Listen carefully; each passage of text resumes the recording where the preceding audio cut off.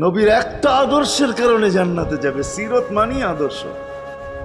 আর এটা আমরা কদমে কদমে মুহতাজ।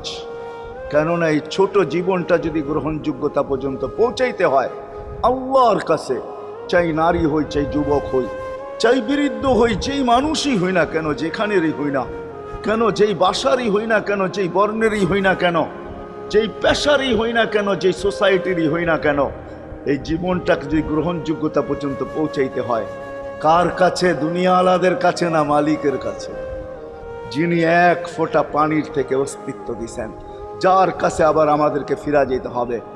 পালানের কোনো সুযোগ নাই।